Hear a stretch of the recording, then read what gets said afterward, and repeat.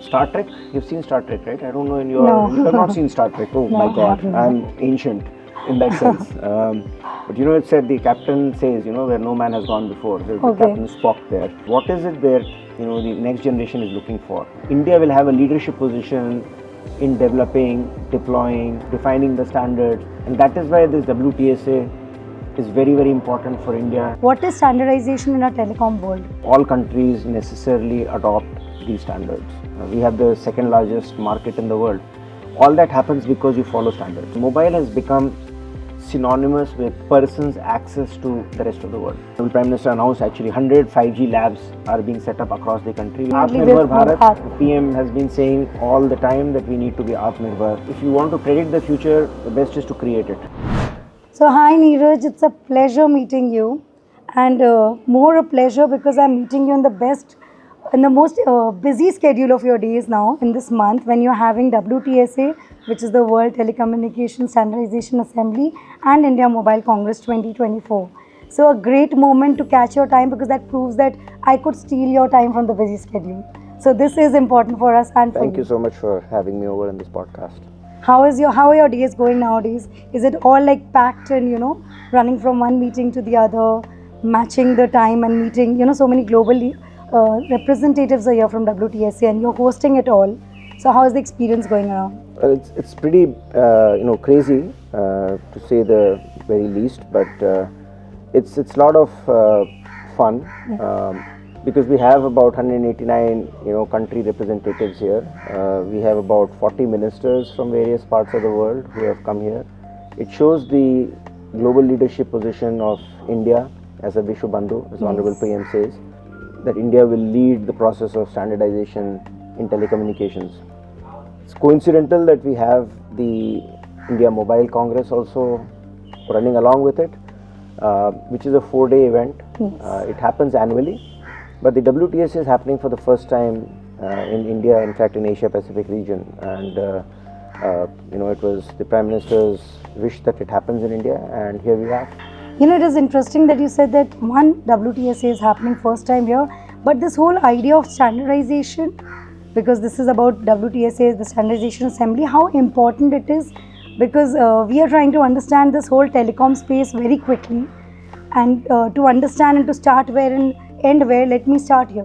What is standardization in a telecom world? सबसे आसान example ये है कि अगर आप किसी ऐसे देश में चले जाएं जहाँ की भाषा नहीं आती है, तो आप कुछ भी नहीं कर सकते. अगर आप स्पेन में चले जाएं और आपको स्पेनिश नहीं आती है, तो न तो आप कुछ कम्युनिकेट कर सकते हैं, ना आप कुछ सुन सकते हैं, ना आप. So standardisation helps in talking, in communicating, in understanding what others are saying, because you follow the same rules. Yes. If you follow the same rules as I do on the road, if traffic rules are not there which are standard, it will be a problem. You know left hand drive and right hand drive. Yes. Across the world that creates enough problem for us, right? So standards create common understanding of what to do and what not to do. And telecommunications is all about messages from one place to another, and therefore standards are very important. If my phone does not work in Europe, yes, or a European phone doesn't work in India, the telecommunications system will collapse. That is what used to happen, I think, long back. एक phone दूसरे country में जाके it would not work. We had times when we had CDMA, we had PDMA, we had many technologies in communications, and you had to check. Even now, in fact, there are some frequency spectrums which are different. Okay. You may find some phones from rest of the world may not work here, or some phones here may not work in the rest of the world. It is essentially, I won't say lack of standardization, but it causes issues when you do not follow common protocols, and that is very critical for telecommunications. It is challenging to get everybody to agree to a common rule because everybody's innovation technology is very different. So how challenging it goes for getting... That is why the Telecommunications Union, International Telecommunications Union's job is to create standards. It involves everybody, including the big telecommunication companies, R&D institutions, academic institutions, they all come together and they work on 7 to 10 year cycles to talk about what the new technology will be, find out what standards should be used, publish them early enough so that then the products can be developed. And this process is a continuous process. So Just at the inception stage, R&D stage, every time, so that the market absorption is big. A bigger pie for everyone. You're not limited to few countries. So you have to decide on what you want. Yes. So suppose you wanted to deploy AI in telecom networks. You wanted to have capacity for the networks to be able to sense what is around you. Maybe you wanted to eliminate these antennas and these towers, and your phones become. This is all 6G. Yes. So this is the difference between 5G and 6G. 6G. If you want to do this, then what do you need in technology? What are the kind of standards we need? How do you talk to each other? And how We do also have to upgrade faster to the other country development. If somebody is ahead of us, we have to match So these them. standards are followed all over the world. Yeah. So all countries necessarily adopt these standards. And therefore you see the world moving almost together. We rolled 5G fastest in the 2022. world, and that's something very remarkable. We have the second largest market in the world. All that happens because you follow standards. Now that you've bought the term 5G, this is something I want to ask you. Can you break it down to make me also understand 5G, 6G, 4G? We are in the transition mode from here. How do we understand what is 4G, what is 5G? We only understand it as a speed.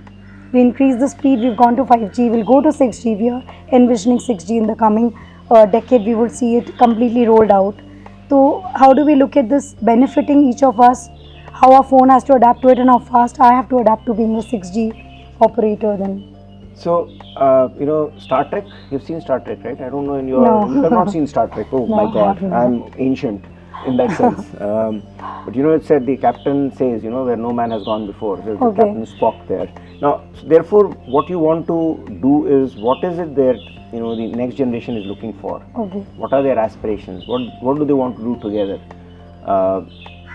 And those are the needs of people which get reflected in these technological innovations. Okay. You want to do maybe robotic surgery from far away, maybe intercontinental. Okay.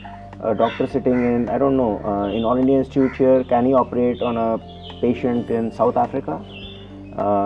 If that has to happen, there can be no delays. It has to be real time. It has to be real time. What does real time mean? Does 15 second is a real time? Is 1 millisecond a real time? Is 1 nanosecond a real time? And that definition of real time is different for every application. Okay. Maybe if it's a routine industrial application, maybe 1 second is good enough. Okay. But if you are doing a heart surgery of somebody remotely, It has to be real time, which means maybe a nanosecond or a 2 nanosecond or a 10 nanosecond. It's like you're moving here and the thing. If the doctor moves the scalpel here, it has to move simultaneously at that time, and therefore that is real time. Now these kind of innovations change from, so in 3G we didn't even maybe talk about it. Yes. It was not possible. From 3G to 4G, maybe it was just higher speed. Yes. In 4G to 5G, we added 2 features. We added low latency and reliability to speed. Now, हम लोग आम आदमी को हम इससे कोई फर्क नहीं पड़ता. बिल्कुल. उसमें तीसरा जो है वो स्पीड है. बिल्कुल. तो हम लोग को तो स्पीड मिल रही है, Yes. which is very good. But these 2 applications make a lot of difference for small industrial applications. So we are in fact now doing 5G intelligent villages. Okay. What is that? So what we're trying to do is use these other 2 capacities of the 5G network and see what applications can we roll out for rural India. Okay. So we just had some 10-12 villages we have selected, where we are going to select partners who will roll out these applications. It could be in health, it could be in education, it could be in environment. You will see the benefit of the other 2 features. So we will roll out use these capabilities to roll out something which makes a meaningful change in the lives of the people. Okay. Maybe you have internet IoT devices which can measure the nitrogen, phosphorus, potassium content in the soil on a daily basis, rather That's a than big measuring problem it. solver. Maybe you will have devices which can shut down the water pumps. It is using artificial intelligence in it. So that is an application which can Okay. run over this, but you need 5G technology to be able to do it in real time and push it. So from 5G to 6G, these three. So 5G is these three features. When you go to 6G, the speeds may be 10x or 100x. Okay. Instead of 1 gigabits per second, maybe you're talking of 10 gigabits per second. Then you add another three features. You deploy massively artificial intelligence in the networks. The networks become self-healing. Wow. So, which means if something goes wrong, nobody It can has to go. self-identify the problem. Self-identify and heal it. It is like a troubleshooter embedded. Yes. Yeah. The next feature which people are talking about is that they will be sensing capabilities. Okay. Which means when I walk through a place, the network will sense that I am there. Right now, it only senses your phone. Yes. But can it sense you also as you're moving along? It cannot. But that feature will come in 6G. And maybe if you are moving Sense there, the owner of the phone or the person. it will sense people around it. And maybe how buildings are there, how a truck is moving behind you. Maybe your phone will suddenly like we have the cars which automatically now move, the Tesla cars which can automatically sense. So maybe your phone will suddenly say, look, there is a truck behind you, move away. We'll lose our phone less. and the last feature that you said which makes 6G a 6 back, one is the AI. So self-healing, higher self-healing, sensing, ubiquitous. So everywhere, which means there will be no place where there is no access. Yes. So that is what I think we look for. It is network sab jagah ho. But again, understanding 5G, 6G, you made it simple. It is not just about speed. There's much more to understand and benefit from, for which you are implementing and going to execute in some villages. You take me to one or two stories or instances to understand it better. When we were talking just before the podcast about 4G experience, you said of a person or family. We have ourselves manufactured our indigenous 4G network. So how does this experience, because we don't know about it. We don't know we have our own 4G network generated here and how impactfully it is being used by the rural India. So I just got a call out of the blue in the morning. This is Professor Kamakoti, who is the director of IIT Madras. He went to his village and his parents were there. I could see he was in a kind of a hut kind of environment. It was, the rural village, rural house, and he had his father talk to me on the video call. And he said, this is the first time in my life, maybe in the history of independent India, that I am talking on a video call from a remote village, thanks to the indigenously developed 4G technology, which has been developed by DoT and TCS and Tejas, and it is getting rolled out now across the country. And they were, absolutely accelerated. The parents there, so he can talk to their son, they can talk to people. And being indigenous, it has helped in more penetration. Is that the benefit of going indigenous in manufacturing your own network? So when you do it indigenously, one of the most important things you get is security. You have seen that networks can be penetrated by adversaries. They can do so many things. They can use the data. Yeah, and so not only data, they can cause active damage to your infrastructure during times of war. So we need to have control over essential strategic infrastructure. Communication is one of them. So that is the first advantage. The second is that it is trusted. It is our own. The third is that we can start building upon that technology. Now that we have 4G, we are also working on 5G. Okay. And we will also work on 6G. 6G, I was coming to that. And the idea is that India will have a leadership position in developing, deploying, in defining the standards, and that is why this WTSA is very, very important for India to be there and all the people to be here in India. So less dependent on the others, and we independently Atmanirbhar Bharat. PM has been saying all the time that we need to be Atmanirbhar in all the spaces. I think we carry and that. Technology is one of very critical. These are very critical. Now coming back to the last part of our understanding, very short conversation time you have given me because I peeped into your schedule. But I want to know from you how to understand technology, telecom together. We were talking about this, that you say technology turns telecom more, and it is an enabler for telecom industry, or telecom industry is a better utilizer of technology.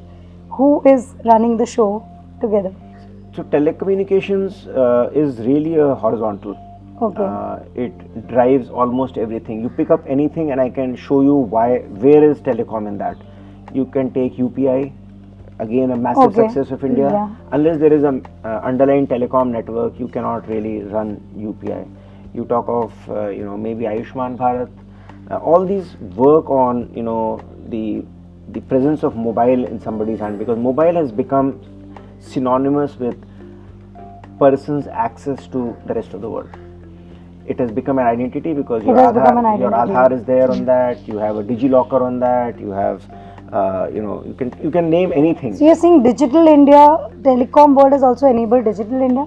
Is that how? So all the applications which we see today, which you and I use, which common man uses, maybe messaging apps, all of them run on the telecom infrastructure, and therefore telecom infrastructure is so important, and that's why we need to stay ahead of the curve. That's why we need to own it ourselves. Which has to grow faster? Technology has to grow faster, or the telecom infrastructure has to grow faster? So the telecom infrastructure and technology really feed on each other. Okay. So for example, telecom companies have invested thousands and thousands of crores on upgrading from 4G to 5G. Yes. We will again invest from 5G to 6G. And as we invest, we get more capabilities. Yes. As we do that, we get more use cases can be done, and investment follows. But we have to monetize all those. So that's why we are doing 500. Honorable Prime Minister announced actually 100 5G labs are being set up across the country. We have set up almost most of them. Okay. They'll be operational. They are operational. Okay. About 60% are already operational. They're all in educational institutions. So that's where students will start using these technologies, maybe to develop an application for themselves. Basically, using the network in the right space beyond just thinking it is a speed creator or helping you to just download things faster. It has a much larger use. It's an enabler for you to do anything you can actually imagine. Did you imagine this? I mean, going back to your journey, you are coming from a very academically inclined background, an IITian, to someone who is now the secretary in Department of Telecommunication and holding various other chairperson position in different departments and institutions.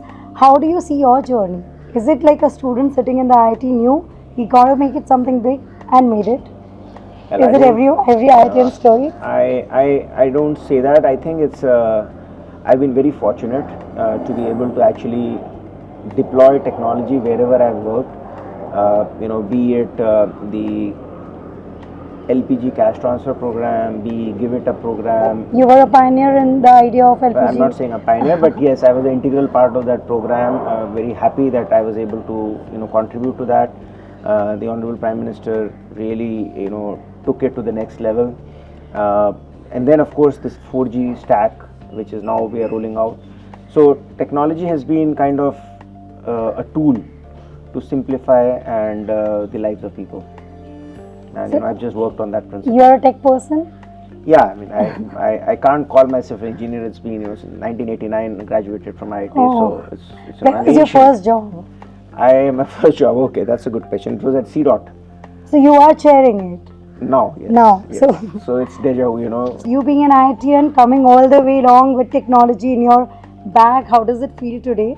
Did you know that you'll be doing everything else, being an academic to now chairing CDOT and having your first job in there? How does it feel? The whole journey has. I think the technology is a tool to empower people, and for me, it has empowered me to be able to solve the pressing problems of in whichever job I have been. Starting from the LPG cash transfer program, prior to that Project Arrow in Department of Post, the currently in having the 4G stack developed and getting deployed across the country. So it's been a fantastic journey with me having some understanding of technology to be able to simplify people's lives. You were talking about your first job in CDOT and now chairing it. What is the feeling? Do you feel different, or do you feel I've come back? It took me so long to come back to it in a different power and position. It's very, it's very nostalgic. Overwhelming. For me, yeah, it's overwhelming. I still remember my days where you would be in CDOT. You don't think about what time it is. You just sit there, Just keep do your work, working. just keep working, and the atmosphere was so So it's a very nice feeling to be able to actually be there where you were there And make first. people work for you. Well, no, that actually we work in a team. Yes, you believe in team play. We are a very flat structure. We just for 4G we have a meeting, stand up call meetings every night at 9 p.m. for the last almost a year, in which all of us are there. Just one interesting thing you gave me. How do you guys work? People want to know. In bureaucracy, it is all about meeting all the time. So how do you get that? It's all about meeting, talking, innovating. How does the secretary in a DoT work? How does the day start? Well, it starts in the office, but Does it start with a WhatsApp or a? mostly Yes, or a call some on- messaging, Okay. either an email or a WhatsApp or SMS or whatever the other person is using. Okay. Right? On the other side, it is It determined. is by very that. important. But we work as teams, and we like to motivate people, solve their problems, and deliver. Okay.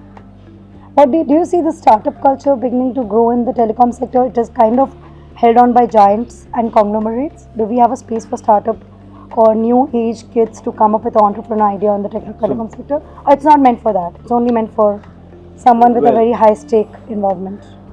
It is a highly capital intensive industry, Yes. number one. It is also an industry where there are a lot of entry barriers. It is also an industry which uses patents to control the technology in a very significant manner. But fortunately for India, I think new technologies like quantum communications, we are seeing a lot of people come in there. We are Okay. seeing at least 3 or 4 domestic 5G solutions which have developed. Okay. We're trying to deploy them in Indian conditions. So startups are, because the telecom technology is becoming more and more software defined, and India is a software giant, Yes. we are able to use that skill, and we can play the catch-up game in technologies which are new and emerging, just as I said, on maybe quantum communications, etc. But on the part of the companies developing to bid for spectrum, infrastructure, there will take a lot of time for these young generation to put the industry out there. So all these technologies don't develop technologies on their own, Okay. at least in India. The TSPs, they don't. Some of them do, They help in the transition, but the network most of buying. them it is a buy-off, standard off-the-shelf products. So we have a space there for our startups in India, Atmanirbhar Bharat, to be able to generate technology and sell it to. For example, CDOT developed something called Cell Alert Protocol, which Okay. is maybe only the second solution in the world, and it is able to deploy it in the rest of the world. There are people asking for those solutions. There are many countries, so we are proud of. Again, on the development of the technology, we are growing. So very quickly, I'll do a very fast wrap with you. This is to wrap up. Are you a person who watches a lot of podcast shows and rapid fire shows and all? Don't get too much time to do that, but yes, I would love to. You would love to. So we have this fun segment with you. You're gonna tell some situations we have created. What would you have done? If I have to ask you, there's one surprising fact that you've learned in the telecom industry. Very quickly, what is that? People think it's a very simple thing. If you see movies, Yeah. people think that you can simply go and plug in a wire and Yes. start hearing. It doesn't work that way. Okay. Yeah, it's very It is complex. not. It is very not complex. simple. It is complex and it's very secure.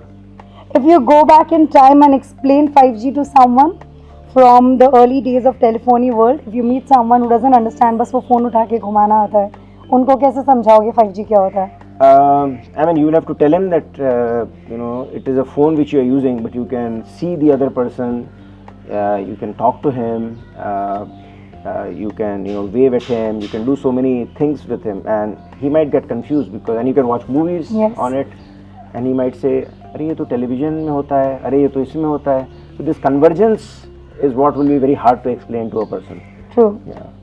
A day in life, describe a typical day in your DoT journey as a secretary, which is one of the most unexpected part of your job. Everyday activity or something which you think this is something I did not expect as a secretary in DoT? It's very, it's something which, every day is different. Yeah. Every day there is a surprise. But So is there too many one thing that surprises you to like find. about your job or you don't like about your job? Let's make it easy. Too many surprises. Okay. So you don't like it or you like it? I like it. You like it. Yeah. There's nothing that you don't like. Yeah. Any favorite tech quotes you've adapted? I think the one I would really is to, if you want to predict the future, the best is to create it. Oh wow. So, as we are working from 3G, 4G, 5G, 6G, we would like to create, India's future should get created in India. I think that's something we would like to do.